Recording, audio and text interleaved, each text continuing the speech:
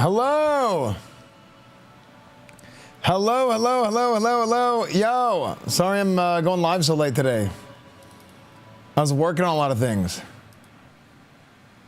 Trying to get some stuff with the green screen setup working. Hello. Oh, my hair is freaking all over the place. Hello. Better be sorry. I was. Hello, everybody. Good to see you guys. Yo, yo, yo, yo, yo, yo, yo, yo, yo, yo, yo, yo, yo. Hello. Hope you guys are having a great day.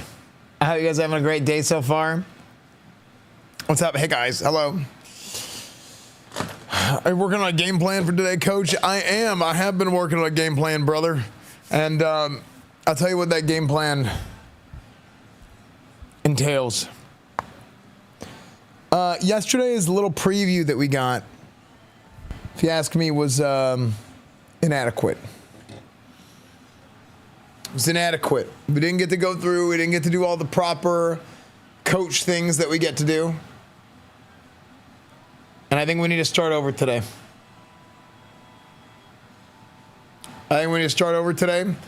And here's the truth. I said, let's move away. How do you stay so funny and humble? I mean, I was just born this way. You know, some people have it, some people don't. And it just really comes down to that. I think most people can't even imagine being this way. But I got it, you know. It's just kind of how it works. We need to some people are built different, some people are born different. You know, I'm both. Guys, I have to play as SMU. I can't not play the first season as I was like, I'm not gonna play as SMU. I'm gonna do something else. Netflix house stream was dope. It was really good, wasn't it? It was really good. I was like, I'm gonna do something else, but I said, look, here's how I'm gonna do this, because I actually care about the SMU team. You know, I care about the team. I want the team to do good. So it's like, it's more, that's like fun for me. So I think the best way to approach it, especially this season, I spend the first season, and the first season is SMU, right? I go SMU first season, and at the end of the first season, I take a new job.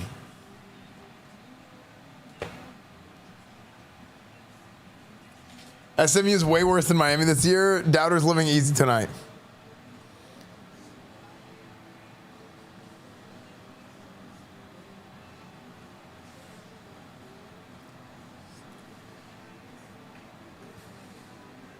Is camera being weird today?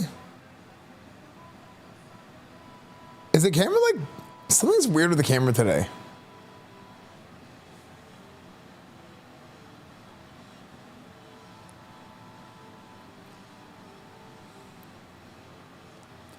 I think it's because I changed some stuff with my capture card. But is it like the lighting changing?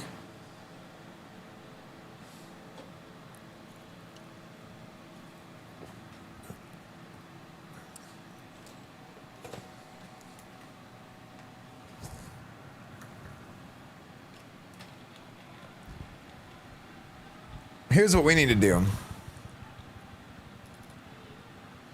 We're going to be playing as SMU today, chat. I couldn't do it. I couldn't hold it.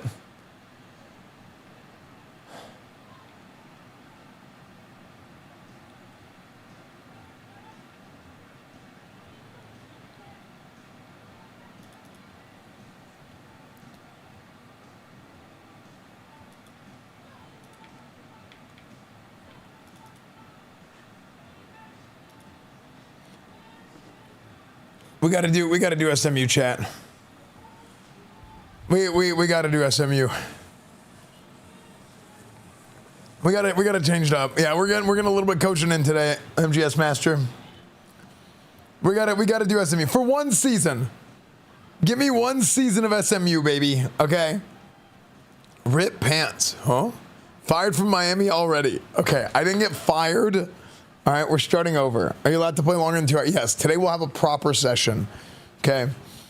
Look, SMU, my home, my heart, The whole thing.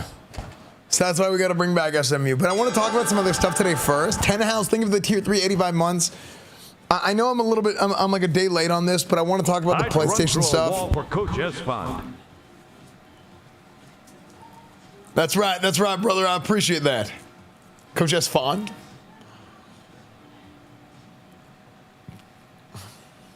Yeah, we need more of that, brother. Yeah, I want to talk a little bit about the Sony stuff, the PlayStation stuff.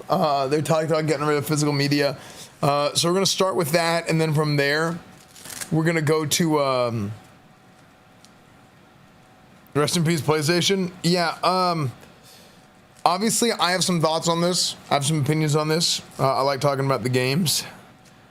Let's get physical. Okay. So, wait, actually, hold on. Look, let's not jump the gun here.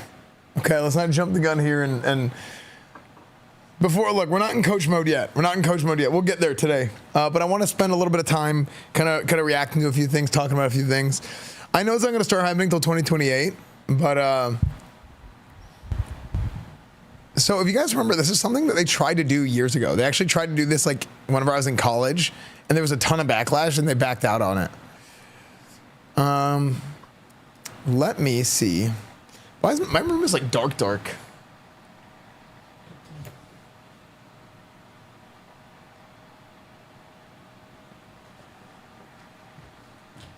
Esfand's the #1 rep paladin. Yeah, that is true.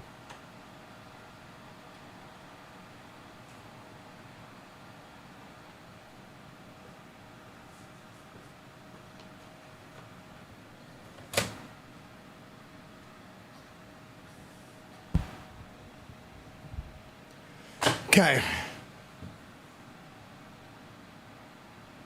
PS4 clowning on Xbox One for doing this? Yeah, literally that was like a thing back then. So it's funny how like things change. Ah, dude, my freaking shin is hurting bad. Okay.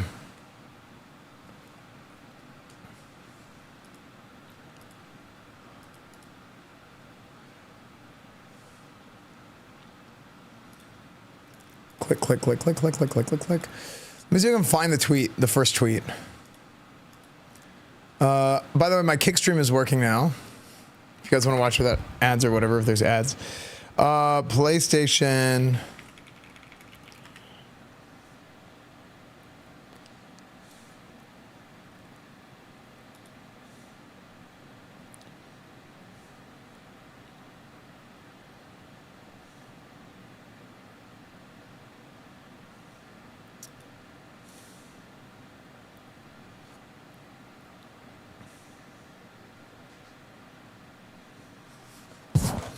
Okay.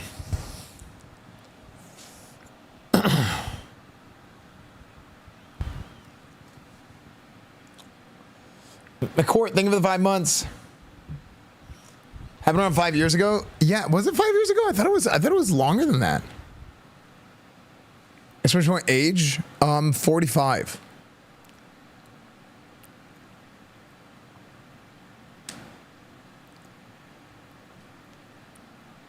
Wait, why is my chat? What the heck? Why are you guys down there? Get up here. Yeah, I thought it was when I was in college.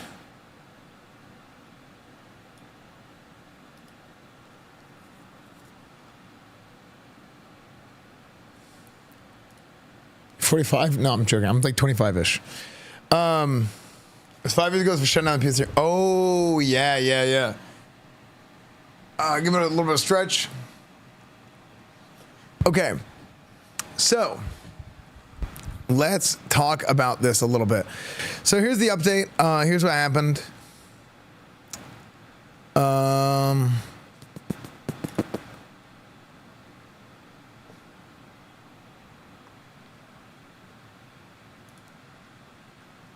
Sony expects the 15% of people who still buy discs to move over to digital purchase. 2-3% they expect to lose permanently.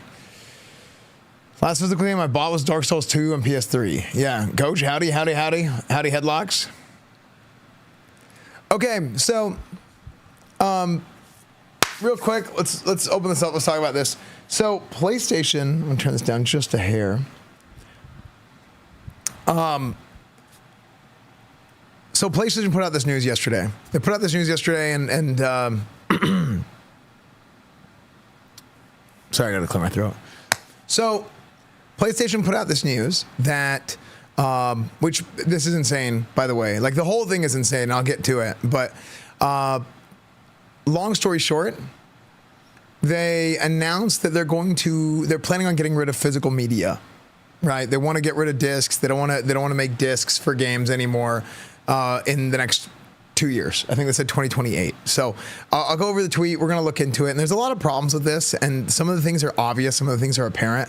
But I think there's some other aspects to this that aren't really, they're not really, hold on, how do I put this? I think there's a lot of aspects to this that whenever you take it at face value, it's just not super apparent until you really think about it some more and kind of the downstream effects of what's going to happen. So here's the tweet. PlayStation put this out. News on physical discs for new games, and then news on PlayStation Store. So go ahead and click on that. Of course, the 2K ad top. Physical disc production ending in January 2028 for new games releasing on PlayStation consoles. So in response to shifting trends, hello? Guys, pay attention to me, camera. What the heck?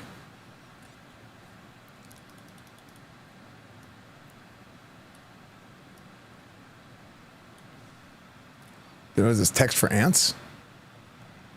Okay. So in response to shifting trends in consumer preference, new games will be released on PlayStation Store and at retailers in digital formats only. As consumer preferences and the broader entertainment industry continue to shift away from physical discs to digital, physical game disc production for all new games releasing on PlayStation consoles will be discontinued starting January 2028. Following this date, new games will be available on PlayStation Store and at retailers in digital formats only. This transition has no impact on games that already released or will be releasing prior to January 2028 in disc format. This is a natural direction for Sony, Interactive, whatever, to adapt to consumer trends as the general preference for digital media significantly outpaces physical discs. This is true. This transition will enable us to align more closely with how most of our community prefers to access and play games today. But that's not all, okay?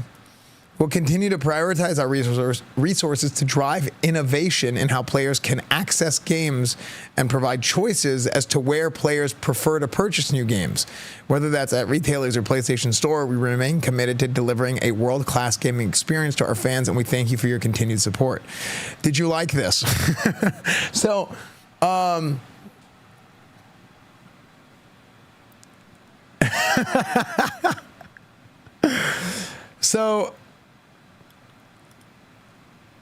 there's a little bit. There's a little bit to digest here. Okay, okay, I'm about to get pissed.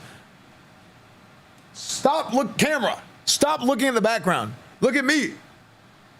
Okay, I'm the star of the show. Okay, you're destroying my ego by freaking focusing on the background instead of me. Frick. All right. Anyway, as I was saying, so. What is your first thought? I mean, this is one of the main things that I've seen on Twitter, and one of the main things I've seen on Twitter with this news is this is stupid. I hate this, and sure, like those are all like valid things to feel. But one of the main things that I notice is people talk about like, oh, well, I'm a collector. I like to collect all my discs and whatever, and I like to have all my own old games on the shelf, and I like to have all my stuff there. And I think that's fair. I think that's valid. Even if it's like a minority of people that are doing this, I think that's totally fair. In fact, I mean, I have like boxes of games in my shelves here, right? Like,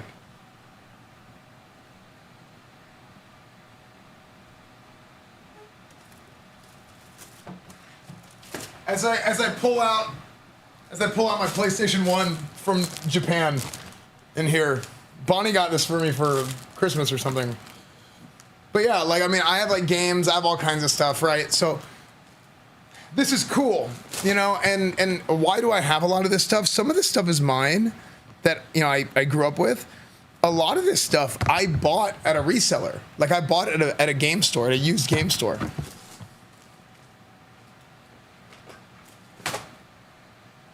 Okay. So this has like some downstream effects whenever they want to be, they basically want to monopolize where the games are coming from. If they say we're going to switch to digital purchases, this isn't going to be an overnight thing. The change will be an overnight thing by January 2028. But over time, this impacts a lot of businesses. And PlayStation's not the only one that's going to be doing this. Xbox is going to do this. In fact, they tried to do this like over 10 years ago, back whenever they came out with Xbox One, whenever they came out with the PS4. I'm pretty sure, now somebody can correct me if I'm wrong on this, but if I remember, there was a leak that PlayStation might be doing this, and then Xbox tried to beat PlayStation to the punch, and they announced that they're gonna not have a disc drive in their console, and they got a ton of hate for it. And then Sony came out and they were like, oh, don't worry, the PlayStation 4 will absolutely have a disc drive, like a week later. Am I imagining that, or is that not what happened?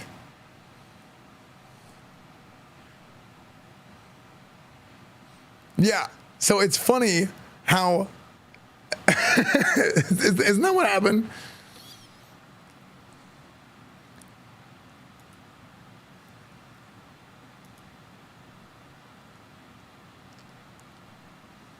True, that did happen in 2013.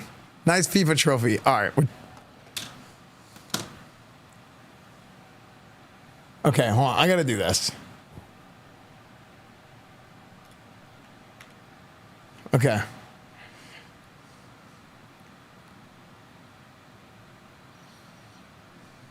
Okay. Chat spam White Hordos.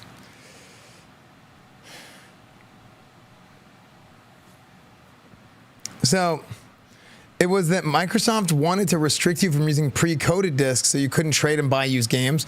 The console had to be online all the time and did regular check-ins to their servers. I think there was more to it than that, right? I think there was more to it than what I said. Maybe that was part of it too. I posted the Sony video. Here, let me see this.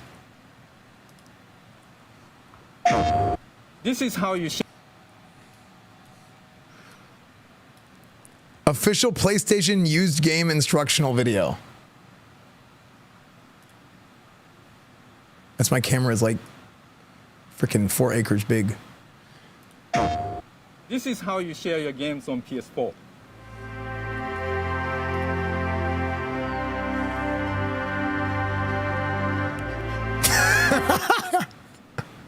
Thanks. PlayStation. Oh man, that's so funny. Dude, how times have changed. How times have changed. You're right, actually, here's the article. Yeah, so look at this. So this is something that happened in 2012, right? Over 10 years ago. Source says Microsoft's forthcoming console to ditch optical drive in favor of an interchangeable solid-state card storage, and it'll ship in 2013. So that's kind of the whole story about how this happened. Like, Microsoft did it. Are there comments on this? No. And a lot of people are really upset about this. Now, that was 10 years ago, and times change. And to kind of like recalibrate and to kind of get back on track with this whole thing, and I'm going to talk about a lot of different, I'm going to lay out a lot of different things here. Okay. I'm going to lay out a lot of different things. And the first of which is that whenever you take this, whenever you make a decision like this, it's not so much that like, it's not for the collectors, right? And a lot of the people that are going to be the most upset about this is like, oh no, I'm a collector and you know, I lose my disc, and that's something cool, and that's something enjoyable, and that's a cool hobby to have, right? It's not about them just like losing this box to their game. It's more so about how the physical object existing, the physical game existing. We saw something where it's like, how do you share your game? It's not just sharing a game with your friends, okay?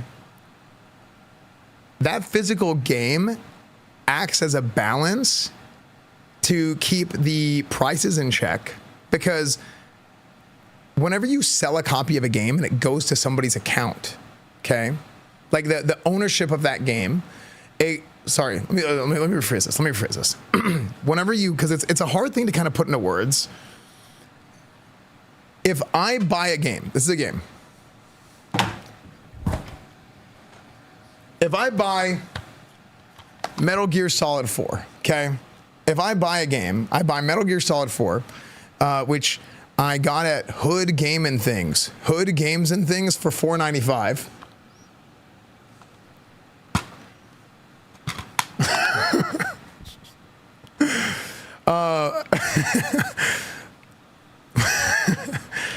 Yeah, so if I buy this, okay, then what happens?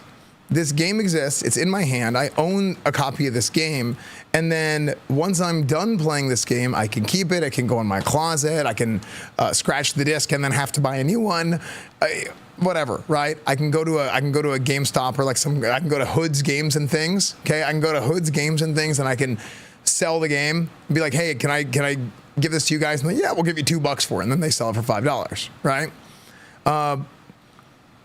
Because this physical copy of this thing exists, it contributes to the equation of supply and demand. Whenever you sell digital copies of games, you have an infinite supply. You can download as much as you want. You don't run out of downloads. So, because there's the concept of supply and demand is as there's more supply, then the demand is not as big of a deal, and you can have prices go down. That's the concept of supply and demand, okay? But there's an additional part to this in that the supply isn't real. So it doesn't work like a traditional supply and demand scenario. Because I'm digitally downloading a game that is on my account, it's actually contributing to the scarcity of that game, as opposed to there being an infinite, infinite supply from downloads. Because whenever somebody pays for that download is now gone. It is locked to an account, and there's no way to resell it. There's no way to trade it. There's no way to do anything like that. Okay. So this in turn monopolizes and lets them set the price for their game, whatever it is, forever. So this Metal Gear Solid 4 for the PS3 that I have, Greatest Hits Edition, I got for $4.95 used, okay? 10 years from now, I will not be able to do this with Death Stranding 5 or whatever, right? Or Madden, 2030. I'm not gonna be able to do that. I will have to only go buy the game online. And because of this, because I can't get a used copy of the game for like $5 after it's like 10 years old or whatever, I will have to pay like, maybe the game won't be $60, $70.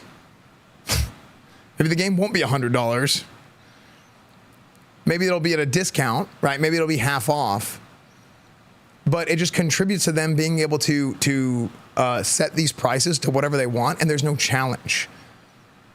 There's no challenge. They say they're going to provide it to retailers, but at the same time, the game is still coming from whatever the publisher has it at. And especially if you kind of have the Steam thing going on, where Steam is kind of acting as a monopoly in some ways. It's not exactly a monopoly, but it's just so big and just so powerful that it kind of is. You have to put your games on Steam. You don't have to put your games on Epic Games. So even if you don't buy games physical, which is something that I don't really buy physical games. I mean, I'm holding this here, right? But I mean, if I want to play a game, I go on Steam. I go in the store and I'll download it. I don't have to worry about discs. I don't have to stand up and just spend all that energy walking over to the console. So it's not really it's not something that personally impacts my day-to-day as a gamer, but it is something that does impact the economy as a gamer for everybody. And that's really where this comes from. This has happened because so many of us don't buy the discs anymore.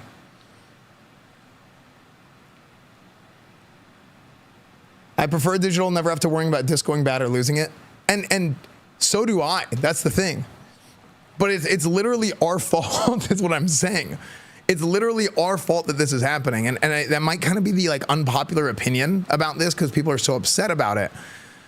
Is, oh, well, so many, nobody is buying games anymore. Nobody, quote. Such a small percentage of the player base is buying physical copies of the game anyway, when they don't have to go to the store, get the thing, check out, whatever, or even like, you know, why would I buy a disc on Amazon and have it come the next day when I can just like click, click, click, boom, download the game? It's the ease of access is something that has allowed this to happen over time, because now Sony and the companies say, okay, well, we don't make physical discs, so it's not going to cost us as much. You know, we're not burning. You know, we're going green by not making discs. But it does have like downstream effects on the economy, because getting rid of the reseller market, first off, it impacts a ton of businesses, right? A ton of these businesses are impacted negatively because the reseller market is going to be gone. At least this is what I think. I think they'll be impacted negatively. On the flip side, maybe their stuff becomes even more of a collector's item. I don't know. Yeah. No one cares about GameStop. Well, it's not about GameStop. It's about, you know, it's about hoods, games, and things. You know, it's like it's about the local businesses, right? And look, GameStop is going to be fine. At the end of the day, some crypto bros are going to make a Reddit thread and just meme GameStop stock up super high and pump and dump it. Okay, at the end of the day, nobody needs to worry about GameStop. They'll be okay. I'm talking about like the I'm talking about the local businesses. Now, there's a whole nother part of this, right? Not just about it's not just about like keeping prices down. It's not just about like free market. It's not just about the monopoly, right? It's about just straight up ownership, bro. Earlier this week, Sony made an announcement. PlayStation made an announcement that they're getting rid of movies. Let me see if I can find this article. PlayStation to remove movies, Terminator 2.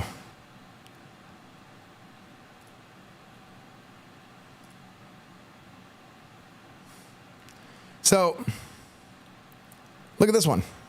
Earlier this week, Sony is contacting PlayStation Store users who bought movies from the platform that were distributed by Studio Canal, like Terminator 2, Total Recall. Oh my gosh, Arnold, how could you have done this to us? Confessions of a Dangerous Mind, to say that you will no longer be able to access your previously purchased content from Studio Canal, and it will be removed from your video library. There's no mention of any refunds or make goods for the affected users. Sony simply says the films are going away due to our content licensing agreements, and once again reaffirming the fact that you are never truly buying anything that's digital, just temporarily renting it. And that's really the crux of the issue. Whenever you are downloading something, do you really own it? And the protections and the laws are not there to protect a user. Like, this would be less of an issue for a lot of people if there were protections in place, if there were laws in place to protect the consumer. When they purchase something, it is theirs. They have it. And this isn't just going to be a Sony thing. Nintendo's kind of been already doing this. Everybody is going to do this. And there's a whole like doomsday scenario about this entire situation that we can just get to. Or well, sorry, there's a whole like doomsday scenario about this situation that I will get to in just a minute. Okay, we'll get to that. So to talk about some of the things that are like, yes, like the pro. I mean, how many of you guys have not physically bought a game that you can remember in years?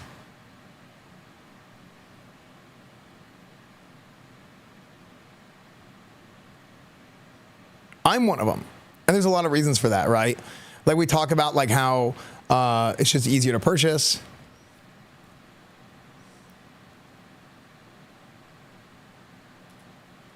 Last game that I bought physical was Demon's Souls on PS5 launch. Actually, I think that was me too. I think literally the exact same game. Yeah. I bought physical Switch games for my kids. Oh, look at me, dude. I'm so freaking cool. I have a family. I have kids that love me because I buy them video games, dude. I'm so freaking popular and famous, dude. Freaking Buffy, dude. You gotta be kidding me, dude.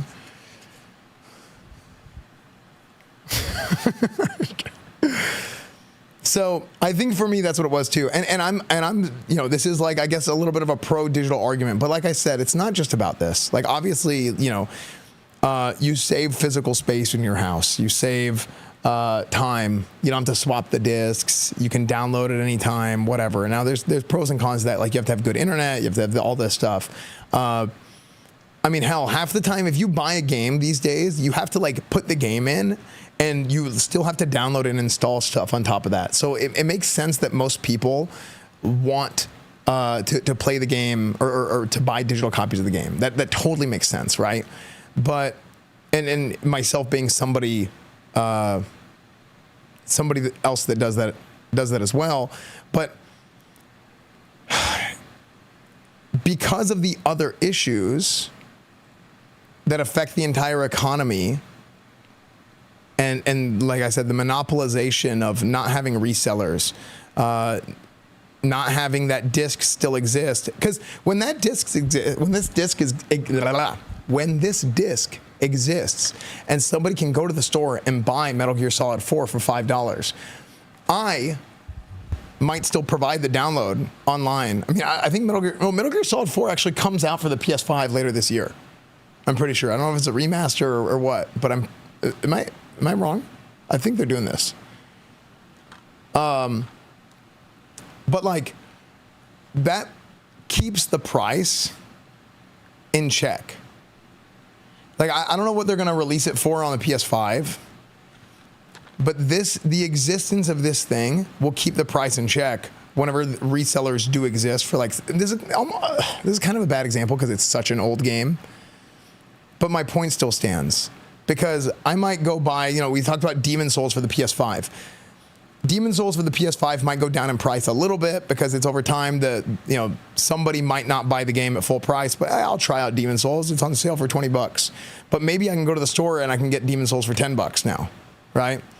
Well, if you can download it for $10 or buy it at the store, download it for $20, buy it for $10 at the store used, I don't know. Maybe I would still download it. Maybe I would go buy it at the store. It comes down to preference. It comes down to budget. It comes down to a lot of, you know, personal factors. But maybe they don't have to take the price down to $20 because they don't have to worry about resellers. They don't have to say that, hey, somebody else bought this game and they're going to resell it. So maybe instead of down to $20, it goes down to $30. Maybe it doesn't come down at all.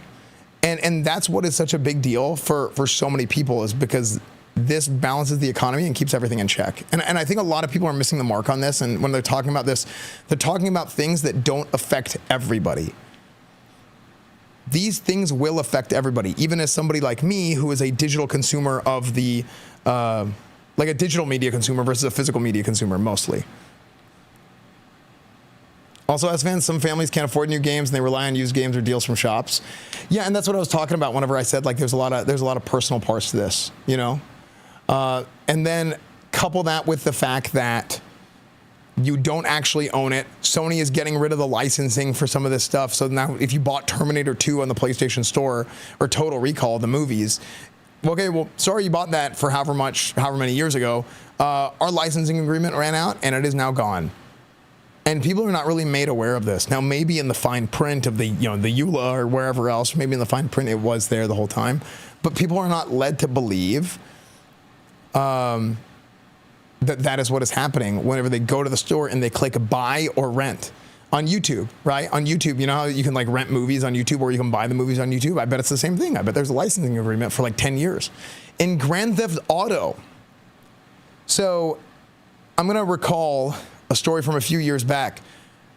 I believe it was Grand Theft Auto Vice City or San Andreas had a licensing agreement for the music used in the game, a lot of the music.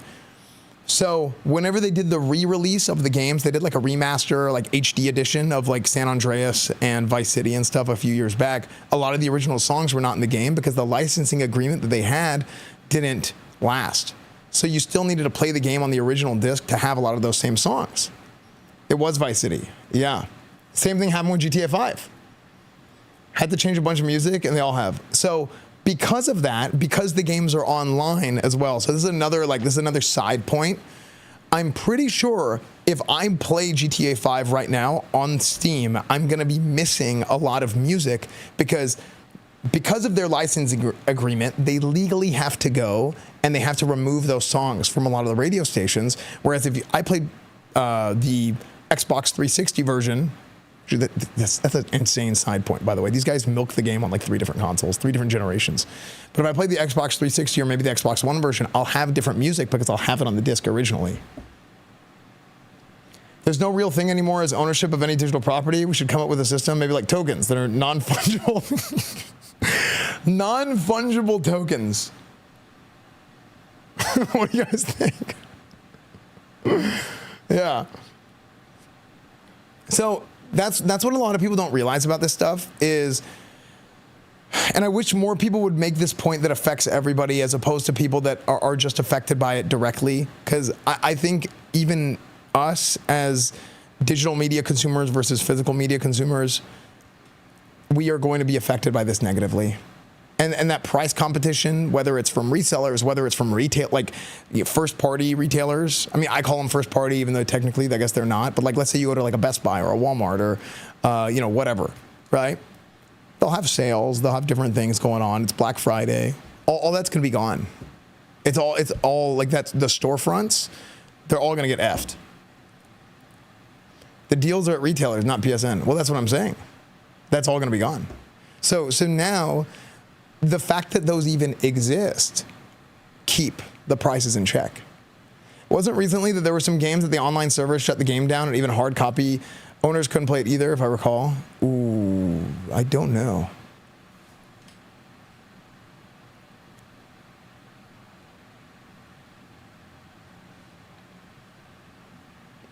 Okay, cool. Guitar time. None of this matters, Esfand, because the USA made it to round of 16 in the World Cup. That's right, baby! Woo! USA! USA! USA!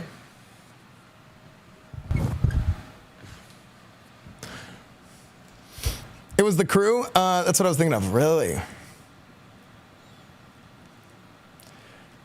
So, and I think that's the biggest point.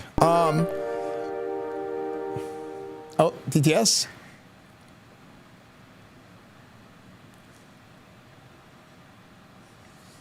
Man, it's a good thing personal computer prices are so reasonable right now.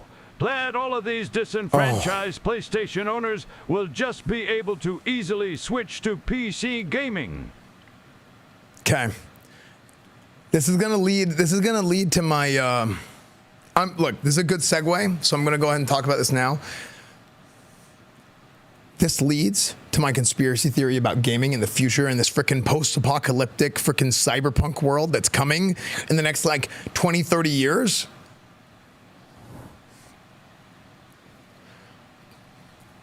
Years ago, cloud gaming started being a thing. Years ago, okay?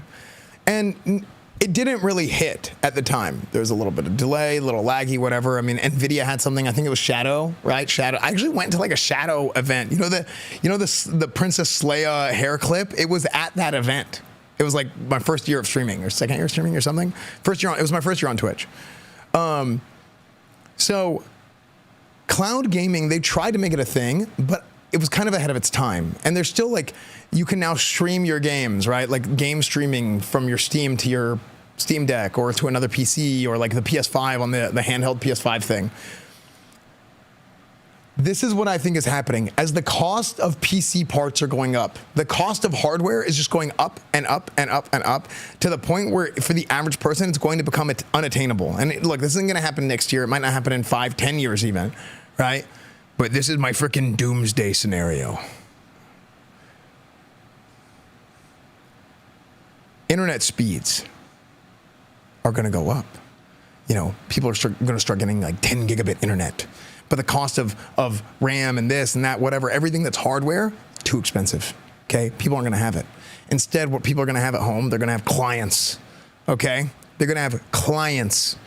It'll be like a little box or something that they can have their like giga high speed, their 20 gigabit internet that they're going to be able to tap into and to get like almost zero latency gaming, and everything is going to be on the cloud and everything is going to be subscription based. And they're like, oh, You can play your games anywhere. You can play on your phone. You can play on your refrigerator. You can play on your client. And nobody's going to own anything, okay? And everything is going to be subscription-based and just nickel and dime, dude. Nickel and dime the whole way through. And nobody is going to actually have anything of their own.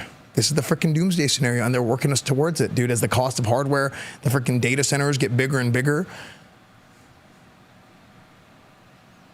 I'm telling you, it's coming. In 30 years, I'm going to be sitting there like an old man making my YouTube videos, and I'll be on stream freaking shaking my cane at the clouds. It's coming. Game companies are furiously taking notes right now. I actually think this is the thing I'm scared of. I actually think it is going to, this is what I'm worried about. And I think it's going to be so ass. It's going to be so terrible. And it starts, I say it starts with one step of it, because it didn't start with this, but one step of it is getting rid of physical media. Because it's just going to make it easier and easier and easier to do this kind of stuff. So at what point, where does the line stop?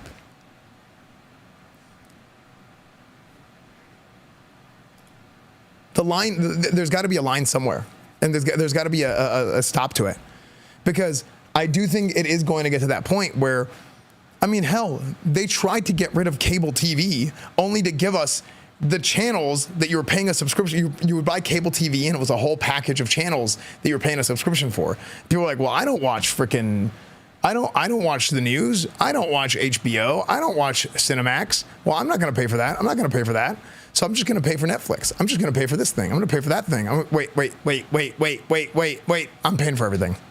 And I'm paying way more than I used to. You have your Peacock, you have your Netflix, you have your freaking HBO Max, you know what I mean? And then what does this lead to? Eventually, the dam caves in, the dam gives out, and people are paying for too many things. And this is my, not everybody agrees with this. And I don't know why I feel this way. And I've always felt like this my entire life. No, actually, that's not true. I started feeling like this in college. Because listen, hey, Napster was great, man. Kazaa was great. but I started feeling like this in college once I had the opportunity to generate an income, okay? I want to pay for something. I want to pay for something, and I want that service. I want that thing that I paid for, and I want it to be easy to use, easy to access, and I just want to have it. I support this product. I support this company. I want to pay for this. And I remember the first time I felt like this. You guys are going to laugh. I played League of Legends. Or sorry, before League of Legends. I played WoW, and I paid $15 a month for WoW in 2004. And by that I mean I would not get popcorn. I would not get a drink at the movies. Whenever I would get a little allowance to go to the movies with my friends, I would keep a few dollars here and there. And then I would stack it up, and then I'd go buy a WoW game card. That's what I would do. Okay. So that I could play WoW with my 60-day game cards. and I would pay money to, $15 a month to go be able to play WoW. Which is actually kind of crazy that like WoW still costs the same amount monthly after all these years. Don't tell Blizzard. But that's what I would do. Then I start playing League of Legends. And when I started playing League of Legends, I was playing it for a little bit. I was trying it out.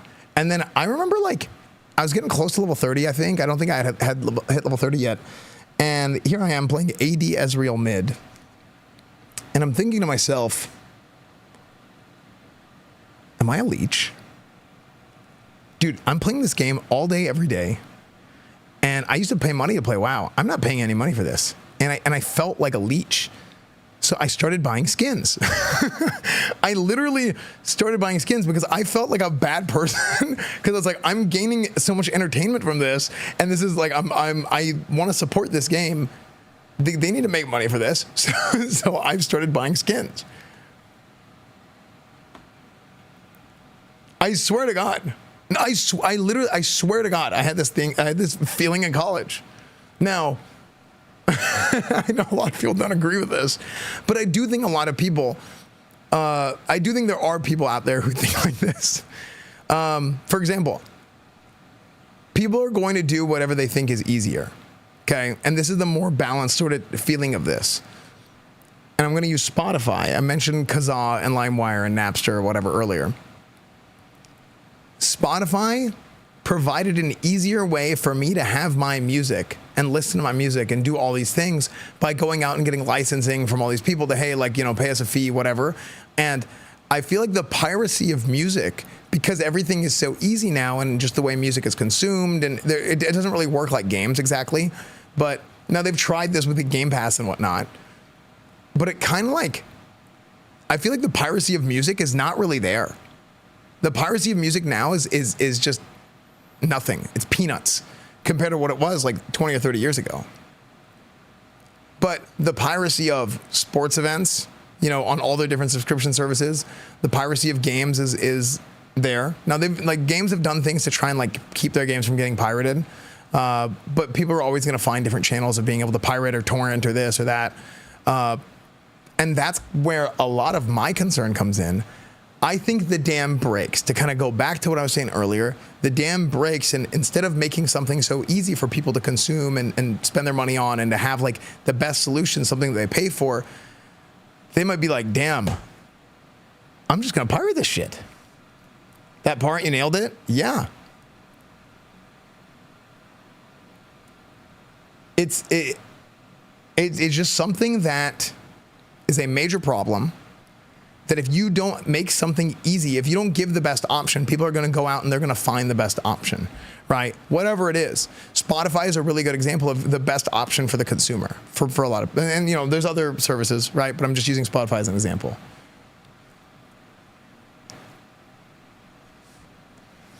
Do you ever use DC++, the pro ones that got high quality albums from producer? I don't even know what that is actually.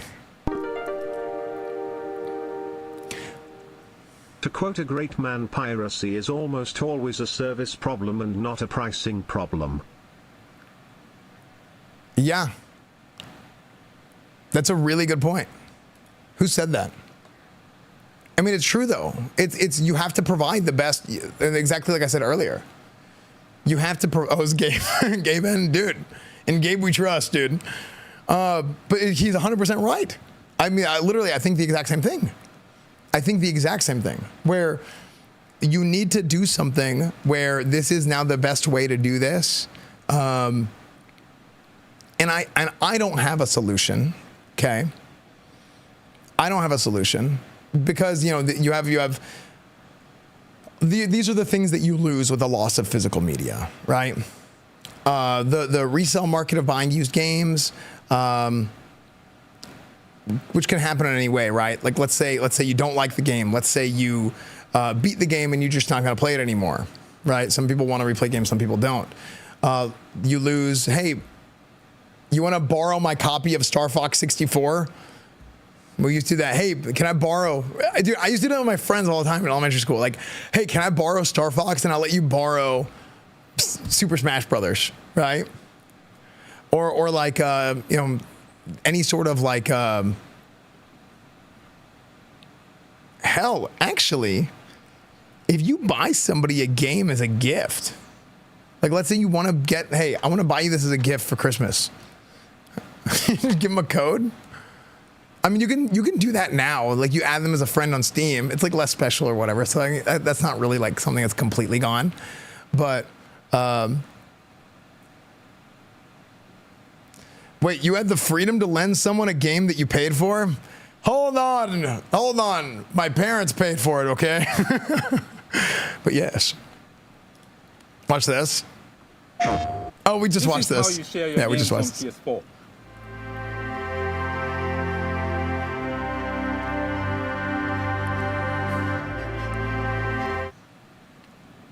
Thanks. PlayStation. Amazing. So funny.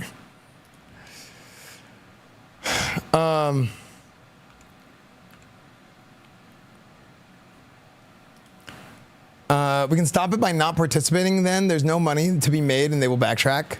Well, here's the problem. The problem is they're going in line with consumer trends. Whenever they tried to do this the first time over 10 years ago, the consumer trend was not there yet. People hadn't moved to mostly digital. So that's what's really hard. And, I mean, hell, like Gabe Newell said, it's almost always a service problem, not a price problem. It's whatever is the easiest thing. People are just going to do that. And it's not necessarily our fault, right? It's not our fault. I mean, it is our fault, but like at the same time, it's whenever you want to choose the thing that's most convenient to you, for lack of a better word, you're not asking for other stuff to be removed. And like, there's the concept of kind of like you mentioned, it's like voting with your wallet, right? They just looked at how the trends go and they're like, hey, look, we can do it. Let's pull, let's send it. Let's pull the trigger. It's kind of like you're kind of getting like rug pulled, and it sucks. But they're just following in line with the trends, and it allowed them to do this thing.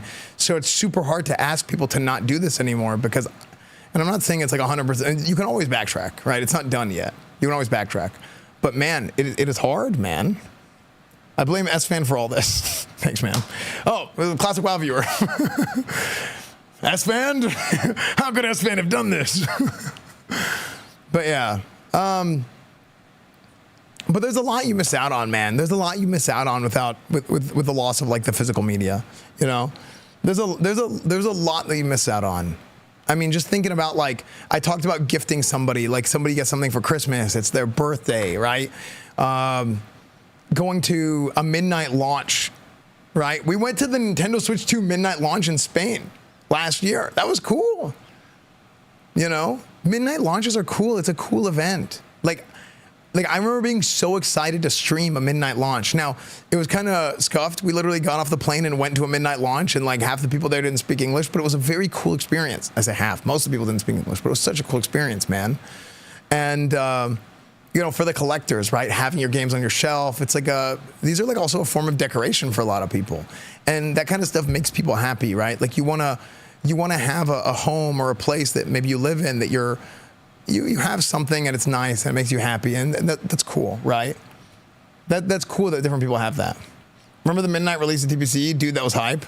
Dude, the videos, I've gone back and I've watched videos of news stories at midnight release of TBC. I've watched videos of the midnight release of like Halo 3, stuff like that. Like that is amazing. It is incredible, right? And yeah, like it's definitely like a little bit of a nostalgia thing, but if you weren't around back then and you go, like I've shown that video, and I know that there's people that were like that are younger right now watching this that go and see videos of this, right? Like, I mean, hell, like just imagine the B-roll. You know, I'm talking about this, and editors magically putting up B-roll of like the Halo 3 midnight release or the Burning Crusade midnight release while I'm talking about this. But like, whenever you look at these things and you weren't around for that, you weren't alive back then, people see that and they're like, damn, I wish I could have experienced that. I wish I could have been there for that, you know? And I do think that there's is there a way that you can move towards this? Is there a way that you can move towards this and move towards this sort of like extinction of physical media? There's a way they can do it, but it's going to cause some problems. It's going to cause a lot of problems that I mentioned earlier, namely with like the price and the market and all this stuff that affects everybody, right? But you got to kind of ask yourself, like, if a digital game is going to replace physical ownership, then there needs to be laws. There needs to be something in place that protects the digital consumer. Okay, something needs to change at some point. Now, the problem is a lot of like lawmakers and stuff are kind of, there's two problems. One, they're out of touch and they might not understand like where we're coming from in our generation and our interest in what we do. The other part of it is somebody's paying these guys, you know? somebody's paying these guys. and it's like, is anybody going to get it fixed? The people that are paying these guys, it's not in their interest, because the people who are paying these guys, the people that it's in their interest for these things not to happen. And yeah, money talks, right? Stop Killing Games movement. I don't know enough about Stop Killing Games. I don't know enough about it I really should. I mean, especially me being me, like I really should have a stronger understanding. Maybe I'll talk about that later. But like, they're essentially monopolizing all the advantage of a digital distribution plan, right? All the financial advantage, all the they're essentially monopolizing all of the financial advantages of a digital distribution plan, and the consumer gets hit with all the disadvantages in the current state of things. Like, they need to have some sort of guaranteed preservation of your purchase, for one. And like I said, even though this doesn't fix all the problems, if I buy something, I need to buy it. It is not a lease. It is not something that I'm borrowing. It is not something that there's a licensing agreement that can end. I bought that game. I have the version of this game that I bought on this date, and it is mine. You need to be able to have that. You need to not have to be online to play a game. And I think this is related to Stop Killing Games, where like, oh, you bought a game, but then the servers for the game go down, you can't play anymore. I think that's related a little bit to the Stop Killing Games stuff, but I don't want to talk about Stop Killing Games because I don't know enough about all parts of it. But yeah, absolutely, that's something that sucks. Now, there's problems with this because anytime there's things that are put in place, there's laws put in place to do these things. Well, you know, big publisher comes in, the big companies come in, and they're like, okay, how do we mitigate the amount of cost that we now have to incur for this? Okay, if I buy a game, do I have to have on our servers version 1.07 of the game? Oh, there's a new patch for the game. When they buy the game, do they buy that patch? Oh, the new patch. With the new patch, we don't have licensing for that music. So if you download the new patch and you update your game to that patch, can you downscale it and get another patch? Do you have to have every single patch available for download? And if they purchase something, they get any patch of that game that they want. Oh, well, what if we have a game-breaking bug, and that game-breaking bug is something that we have to patch because people are now taking advantage. Like, there's actually so many, like my brain is overheating even thinking about all the potential problems that this could cause. So there really has to be like a sort of turnkey solution to hit on all of these major points. And I know I'm kind of like shotgunning things out, and I'm kind of, you know, this isn't like a planned whatever. This is like a constant stream of thought thing after seeing the news yesterday, and I didn't get to talk about this yesterday. But this is just kind of how I am, right? Like, I'll see something and I'm just kind of talking. They need to have it to where you could transfer the license of a game, right? Not only like game lending. I think game lending is a thing. You're dead on. Yeah, thank you. You're really doing your due diligence, of course. Hello, everyone. Make sure to drop hello or some emotes in chat. They'll boost the stream. Thank you.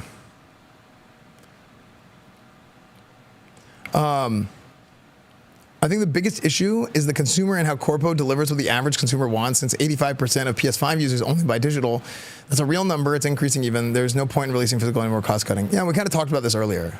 You know, I think there is there's a method to lend games. Switch 2 has game lending. I think this is something that needs to be a thing. Like, if it's not a thing for all consoles, for all whatever, you need to be able to say like, hey, I want to lend this game to my friend, and I can I can lend this game to my friend, and then anytime if I want to pull the game and play the game myself, I can pull it from my friend. Now, the publisher is like, oh, okay, so these sons of bitches, here's what they're doing. They're going to go and they're going to lend the game, and they're just going to like, it's one person is going to buy the game and they're going to play it on the other side of the world while this person is asleep, and they're going to trade it back and forth. And it's like, it's insane.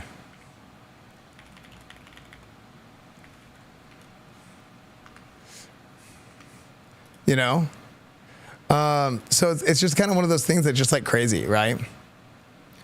Well, we haven't had that happen in a long time. Nice. The Steam family is OP for that? Yeah.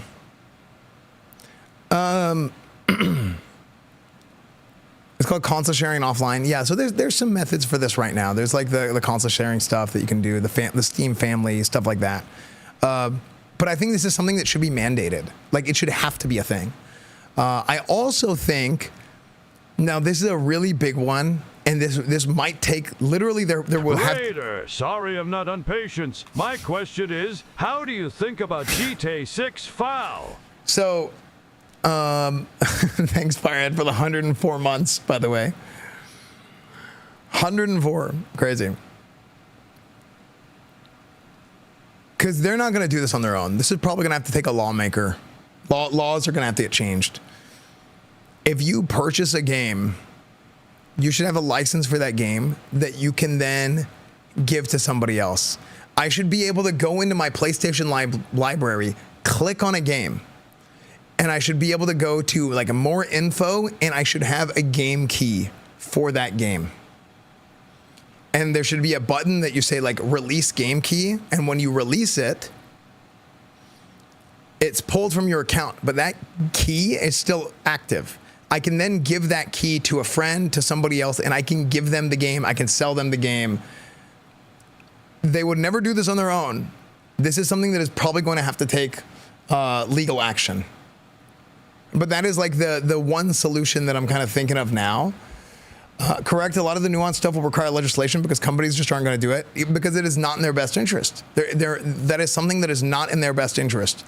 But that is something that is in the consumer's best interest, and it fixes the problem. It doesn't fix all the problems, but it fixes the problem that affects everybody. And that's whenever you get rid of the reseller market, you're affecting the balance of pricing and keeping everything going there. You know? So it's just how it is, you know?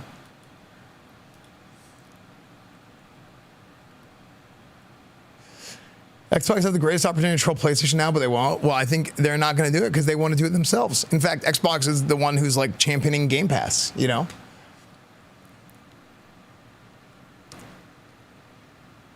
Turn it up, brother. That's right.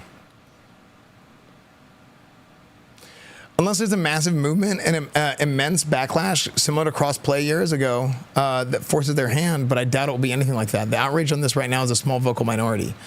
Unfortunately, that's true. Have the games even been on the Blu-ray on PS5? Isn't it that you download the game from the PlayStation Network and need the Blu-ray to play the game? So we haven't owned the games that we buy already. Also, multiplayer games need PlayStation Plus to be able to play. Yeah, it's a huge problem. They don't want to let you trade games because you already bought. Because they want to force you to buy a new copy so they make additional profit over losing money. No, I already talked about that earlier. I talked about that a little bit earlier, and that was my main point, because when you get rid of the reseller market, it allows them to monopolize and to maintain the pricing however they want. Like, they may, like, for goodwill, oh, the game's on sale, oh, the game's going to go down like $10, but now the game goes down like $20 or $30 because the $5 Metal Gear Solid 4 exists, you know, for example.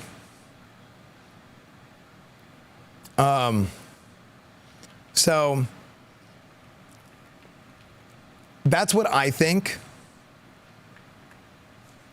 you know, and it's just kind of, the whole thing is kind of disappointing, right? Even though I'm somebody I'm a primarily digital consumer, like, I understand how this fits into the entire grand scheme of things and the problems this causes overall. That affects me as a primarily digital consumer as well. It sucks for the collectors. It sucks for, you know, that whole part of it. Not just the people that are like, well, I want to own my game.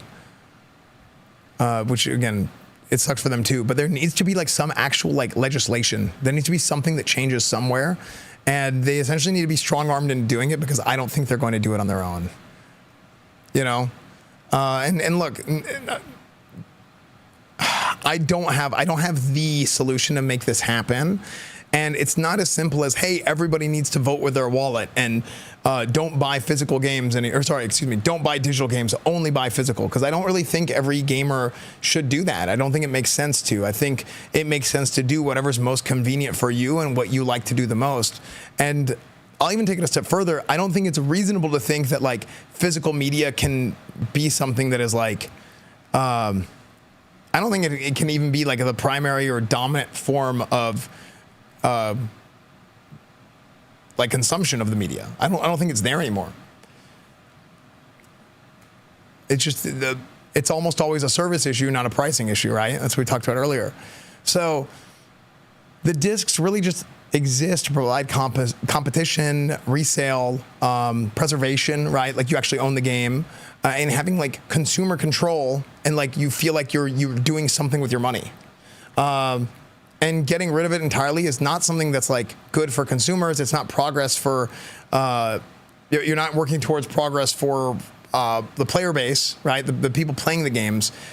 What it is, it's a progression for the whoever owns the platform, right? Whether it's a PlayStation, whether it's an Xbox, whatever it is. Now you got to ask yourself this question. There's a few things to ask.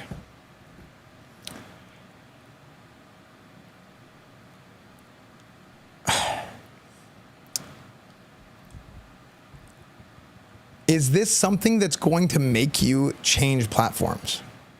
Like, let's say Xbox didn't do this and PlayStation 6 does this. Or PlayStation does this. Would this actually make you switch to Xbox, even if you were a digital consumer and you never bought something physical?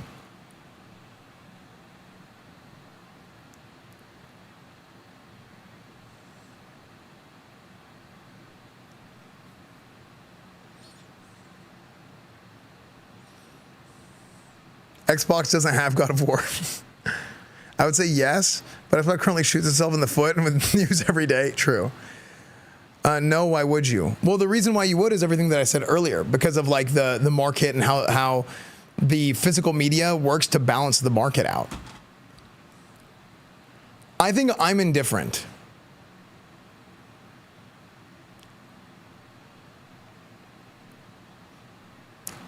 You wouldn't because of the game choice. I think that's fair. I do think exclusives. The key part is Esfand. Xbox still pays Sony for Blu-ray. The think all Xbox games are printed on. If Sony kills Blu-ray, there is nothing Xbox can do. I don't know. I don't know about that. Like I don't know enough about that. BG, thank you for the $2. But I feel like they would come up with a different solution, right? If they wanted to, you know? Because I don't know, Sony isn't the only one in charge of Blu-ray. Sony's not sole owner. I don't know enough about it. I wish I did.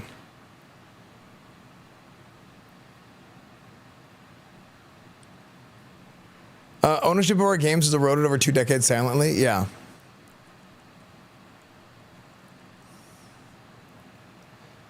If I were still a console gamer, I still use older cases to have optical drives on my newer builds. Dude, you know what? You want me to keep it real? I think if you're talking about the games and you're talking about freaking scamming consumers, this might be this might be unpopular, but I feel like the making consoles, this is what they should do. They should make consoles only have optical drives, or sorry, only have like a disc drive, right? You don't make the digital only version, and they just scam people on that. If you really want to scam people, just scam people on having only the CD drive version or the disc drive version. That's how you scam them, because if 85% of the people are not buying physical games, they're never going to use it. Xbox are coming up with a way to turn your games you own on disc to digital, maybe. You got to give it a disc drive for backwards compatibility. True. So they're going to do both.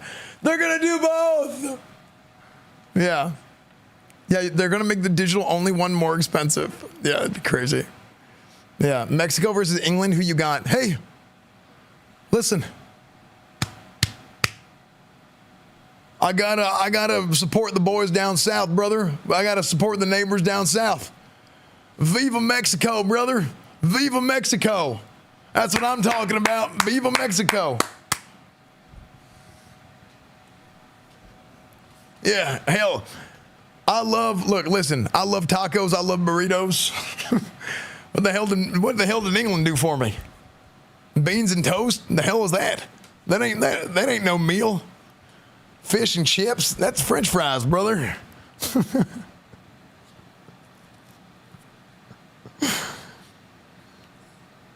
What about the waste that comes with physical? Is it a necessary evil to keep physical? So there is like a degree of waste and stuff. Like I kind of joked about the going the green, but like, I think they should just make less copies of it. I mean, if they really were, they could just make less copies of games, and there's a scarcity to it. But if there's actual like significant waste, I mean, they just make less of them. You know.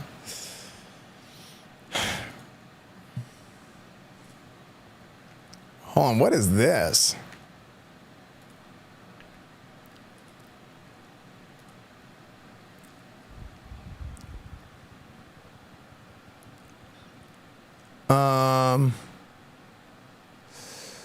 Let's see.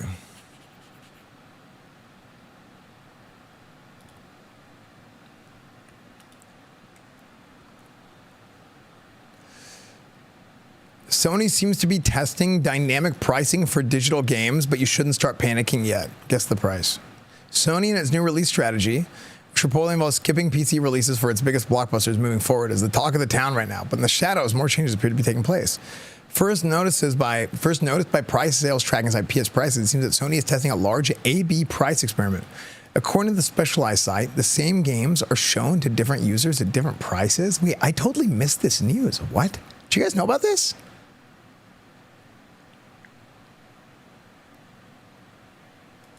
A/B testing. According to over 150 titles in 68 regions have been reported as experiencing this dynamic pricing, and it appears the test has been running for over 3 months.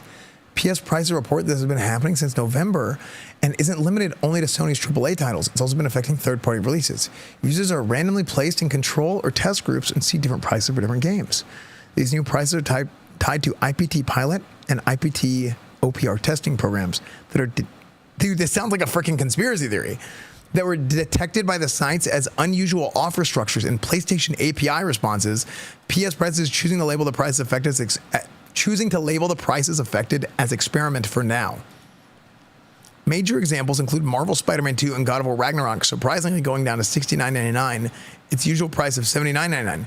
That's a minus 12.5% difference that's close to the changes found across the board. In some third-party cases, the gaps are wider. WWE 2K5, Warhammer Space Marine 2 have seen 17.6 and 16.6% price reductions, respectively. At the time of writing, this dynamic pricing experiment only appears to be bringing down the prices in some regions, but one can see how they could also go up depending on a variety of factors and market conditions. The lack of transparency is the most worrying sign here. The US and Japan still do not participate, likely due to stricter regulation and higher market sensitivity. Sony has yet to comment, but it sets a weird precedent. If one person spends the full amount of cash on God of War, but you learn that someone else has paid 18% less, it's going to draw ire. So far, we've not seen prices go up, but you can absolutely imagine the controversy if that were to happen. Sony's gonna use AI to make you pay as much as you possibly are willing to pay for games. What? What? The conspiracy theory is born. What? They're gonna use AI to make you pay as much as you're willing to pay for something. They're trying to turn the frogs gay. That's what's happening. Oh my gosh. Now, I don't know if it's going to be that bad, but it is kind of like, wait a second, what's going on here? You know?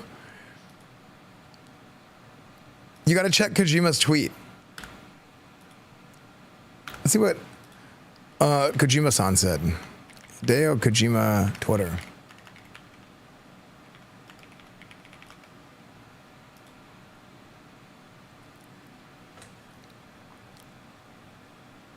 Oh, what? He unfollowed me? Hold on. Wait, why is it not? He unfollowed me. Oh, I think it's just not loading. Wait, why did my Twitter crash? It's just not loading, chat. I think it's bugged.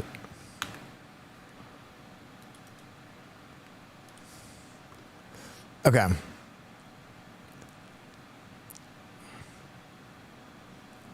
I think I saw him tweet. I might have bookmarked it even. Let me see this. Did I bookmark this?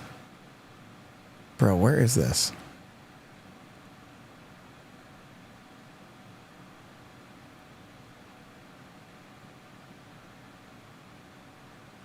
Dude, this guy tweets like a madman.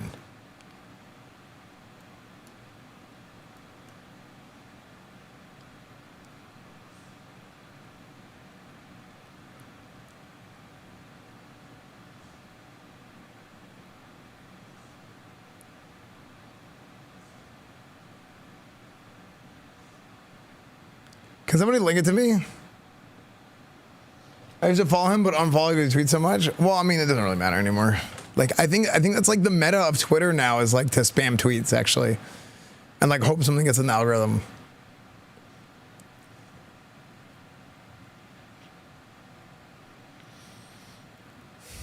Oh, here it is. Here it is.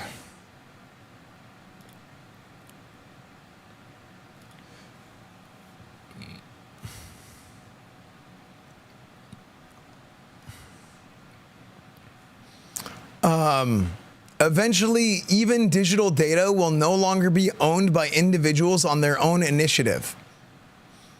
Whenever there is a major change or accident in the world, in a country, in a government, in an idea, in a trend, access to it may suddenly be cut off.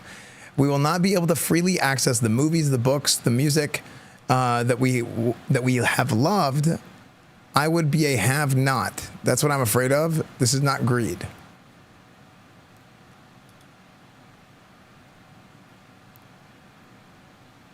Metal Gear, from the man who made Metal Gear Solid 2. The memes. Cinema. Look at this one.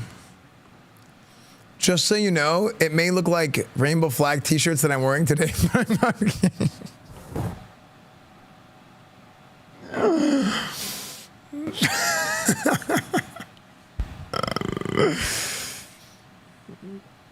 Oh, man. Cinema. Yeah, I mean, he's right. He's right. I mean, essentially, it's like you never really own anything, right? And I think that's what that's really what people are worried about. They're worried about not ever actually owning anything. They're worried about the pricing, and they're worried about the costs, and the fact that essentially you're enabling a monopoly to occur. Now, on the flip side, it's like a lot of people aren't gonna, not on the flip side, but I just think a lot of people aren't really going to see it that deep. And I mean, even tell me yourselves.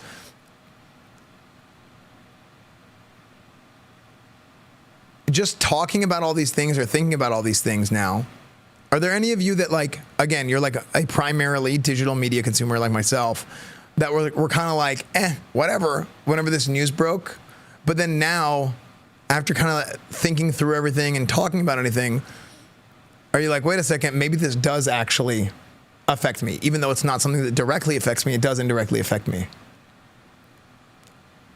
I have to become a data hoarder. Yeah. We have to update copyright law to serve both preservation and profitability to incentivize creation of media. Yeah. I have to download my new digital man panties. There you go. It's just another reason why I won't buy a PlayStation. Well, it's going to happen everywhere, right? It's going to, Xbox is going to do this. I mean, Steam, you know.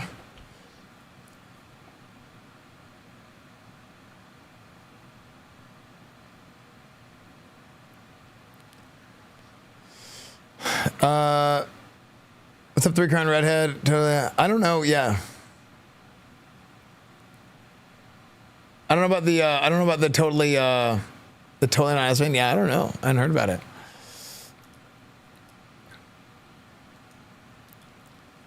And thank you for the raid as well.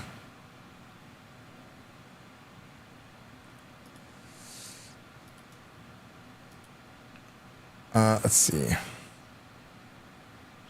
I think most of the outrage is people being afraid of change and doing about the worst potential future. Maybe. I mean, I think most of the outrage is, it's like surface level, as is with most things, but I do think there's actual real problems with this.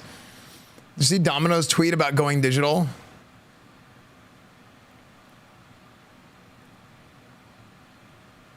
Dude, what's going on with Twitter? Freaking not loading.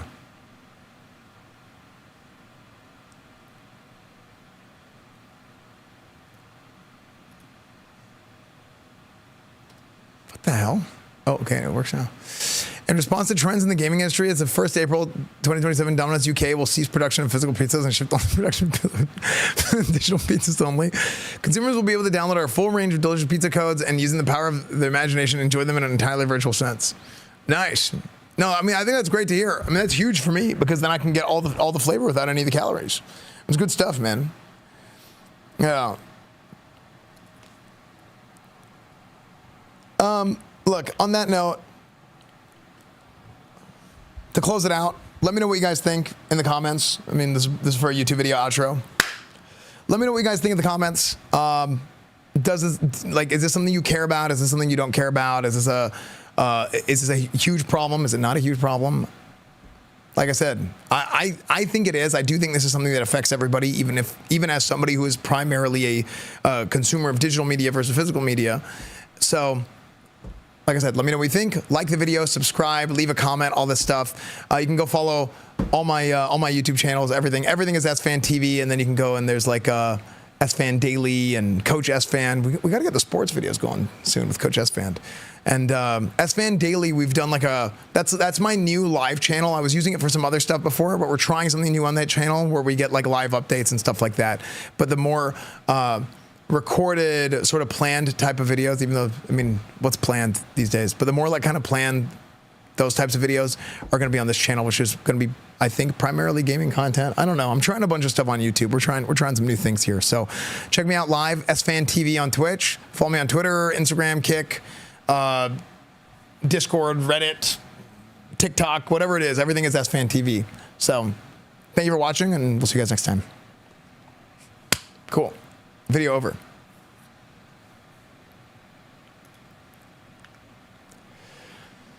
There's a Kick. There is. Wait, am I not live on Kick? Did it break again? It keeps breaking. Dynasty mode. Coach Esfand time, boys. Damn, I talked about that one thing for an hour and a half. Do you guys like whenever I do stuff like that, by the way?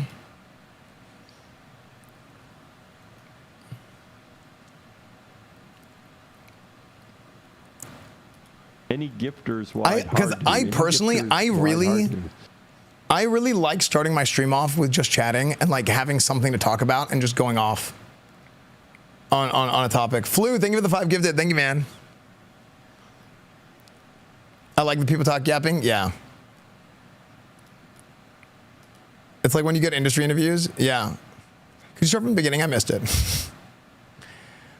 Yeah.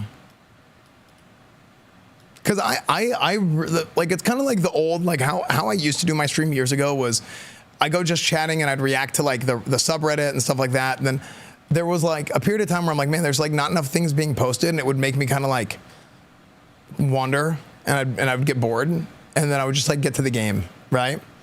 You should set up a weekly time for this type of content. Maybe. I mean, in a perfect world, I could start my stream and talk about this stuff, because I do think that. Now, it's not like I'm the freaking smartest person in the world, but I'm probably one of the smartest people in the universe, right? So I think that it's like fun to have these kinds of conversations. But no, I like talking about this stuff, and especially like I used to do, like whenever I started, like I had a podcast in 2018, you know, with Classic Cast, and this is the kind of stuff I really like to do, you know. You should be doing what Esfand does, only positives. I mean, like, I don't like. Well, Esfand is. I don't even want to get into that, right? Because I'm very much. I do things my way. Yeah. There's no more Esfand. There's only Zachar. You know, that's just how it is. Have you seen the Project Camelot anime RTS action RPG? Yeah, we talked about it a little bit. Yeah.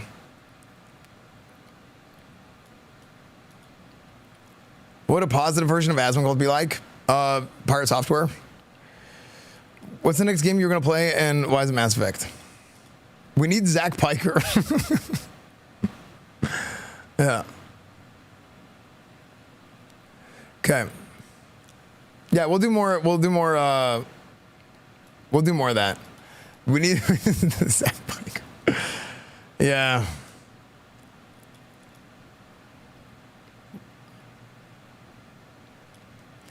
You made a lot of good points, and you didn't even mention TPC or WoW a single time. Oh, frick, I should redo that whole video.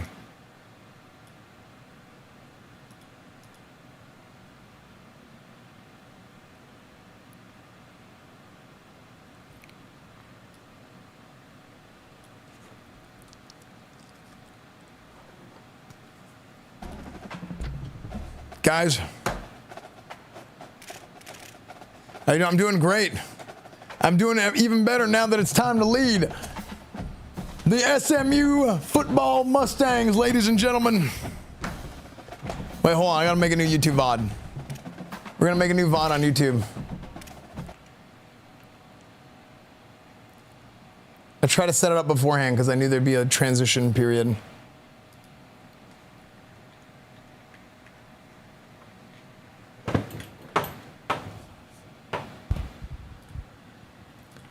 Click, click.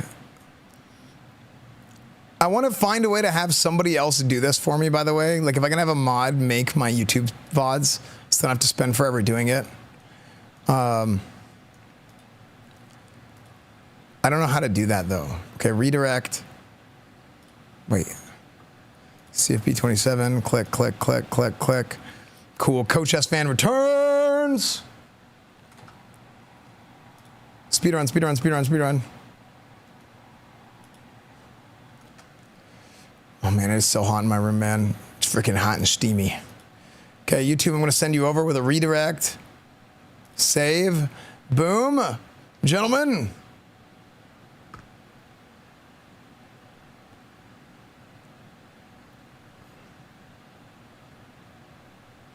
It's time. Why is Dave on top of 3 dudes? It's a great question.